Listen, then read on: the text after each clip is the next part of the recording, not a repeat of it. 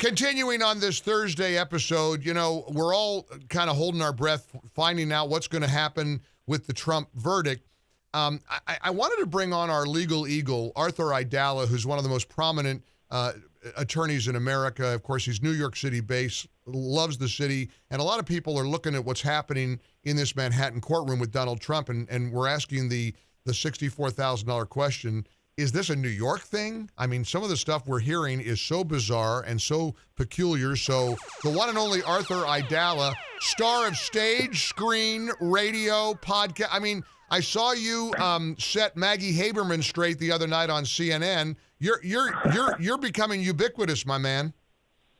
Well, I mean, Mike, being absolutely transparent. I mean, this is exactly what I do. I mean, this is the courthouse I grew up in. My father was an assistant district attorney in that courthouse. Yep. Back in the 60s and the 70s. I most recently tried the Harvey Weinstein case in there. I tried, the Abe Hirschfeld case in there. It's my ballywick. So 32 years doing something, you got to get a little bit right on how things work inside the courthouse. When you told me the other day, when you were on the show and you said that the two rappers who appeared with Trump at the huge rally happened to be your clients because they're facing a litany of charges, I almost fell off the chair, right? Yeah, well, believe me, I almost fell off the chair when I saw them at the rally. How about that? I was like, what are you guys doing? But, they especially Chef G, who's the guy who's like, he's the more prominent of the two. Yes. He's just like, look, I genuinely believe that Trump would be a better president for the United States of America. Well, it's a symbol of this shifting support. I mean, Biden is hemorrhaging black voters.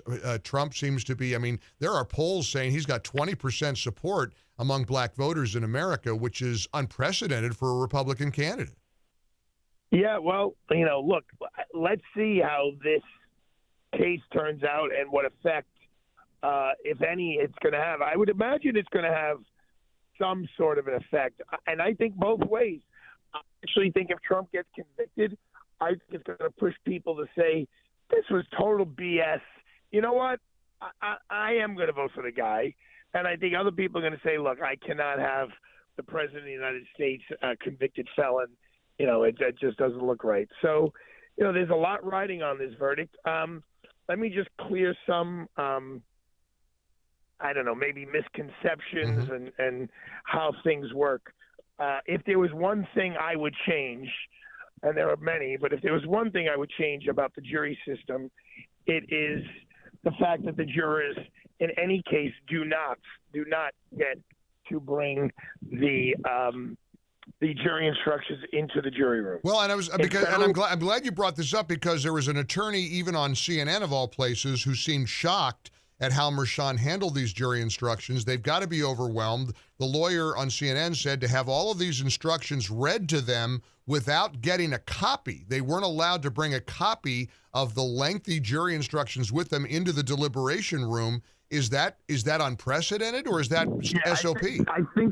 I think the lawyer you're talking about is Eli Honig, who actually has become a friend of mine. And he was a federal prosecutor for a long time. And the reason why he's so shocked is in federal court, so we were a block away in the courthouse where the E. Jean Carroll thing went on. Right. The jurors do get to bring the jury instructions into the courtroom.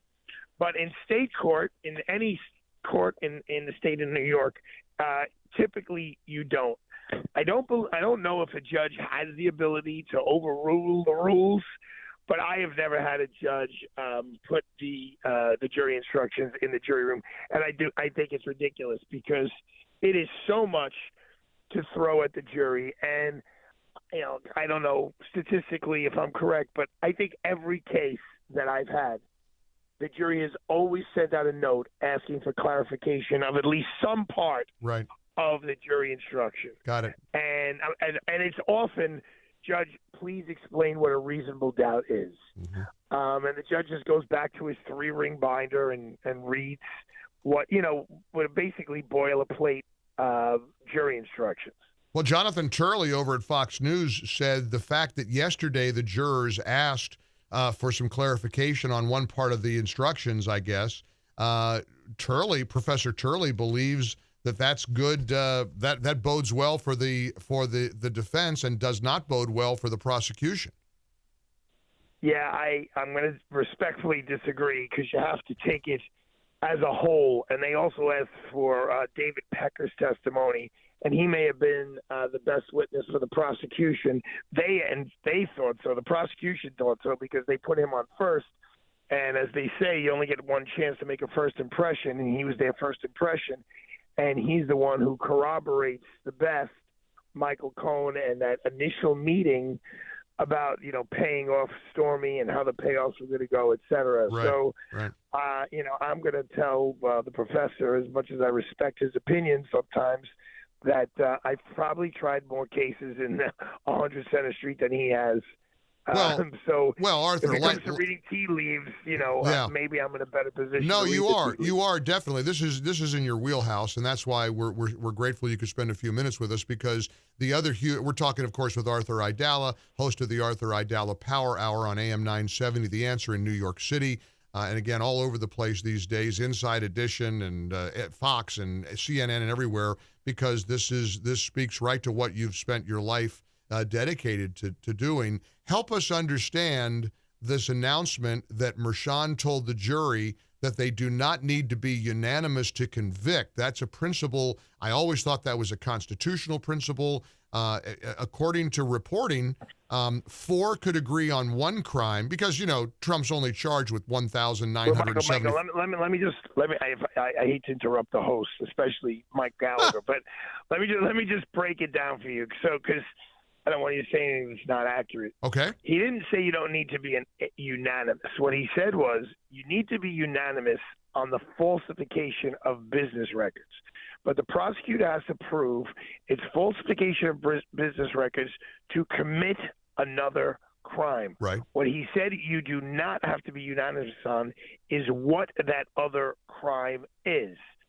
So you all have to say that Donald Trump acted in a way that he was and was aided and abetted, and that's the part that hurts him. Like people colloquially speak to it as conspiracy. So Donald Trump doesn't have to do everything; he can act with others, and that's a big problem for him because basically he's responsible for other people's actions, like Weisselberg and Michael Cohen. So the government has to prove that Trump acted with these other people to come up with this scheme to create false business records. But it's got to be – that's just a misdemeanor. That's dead. It's barred by the statute of limitations. The only way it comes back to life is if it's in the process of committing another felony. And that other felony is what the judge said you do not have to be unanimous on. So 4 of you could say they falsified business records to commit tax fraud by submitting a fake 1099. 4 of you could say the falsification of business records was to thwart federal election laws, which is breaking a law, even though it's a federal law, not a state law. And 4 of you could come up with any other reason you want, any other crime you could think of.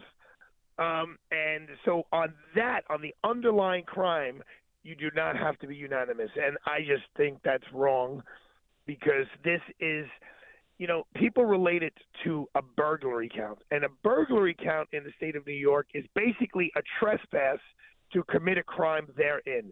So there, the prosecutor has to prove that, yes, you were in someone's house and you weren't allowed to be, and you were there to commit a crime. But they don't have to prove that you were there to steal from someone or to assault someone or to sexually assault somebody. But the difference is that crime is not beyond the statute of limitations. Here, you have crimes that are beyond their statute of limitations.